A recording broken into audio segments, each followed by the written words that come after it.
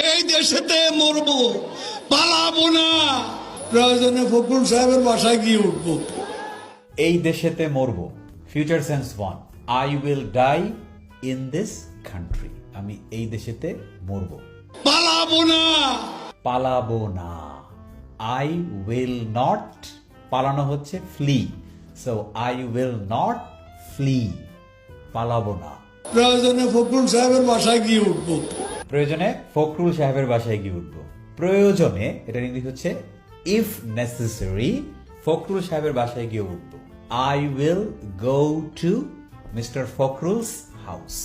By the way, আপনারা কি এটা ভালো করে দেখছেন যিনি আসলেই ফখরুল সাহেবের বাসায় গিয়ে উঠছে কিনা? এটা কিন্তু চেক করা উচিত। সঠিক বলেছেন।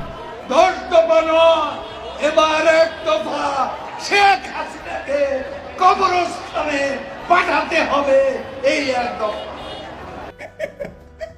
মানে তেলবাজের কোন পর্যায়ে গেলে পরে মানে তেল দিতে দিতে মাথা ঠিক নাই যে কি বলবে। হ্যাঁ, এখন এটার ইংরেজি কি হবে চলুন শিখি।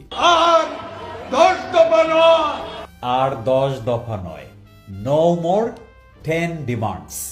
আর 10 দফা নয়, এবার 1 দফা। এবার 1 দফা। This time it's 1 demand. এবার 1 দফা।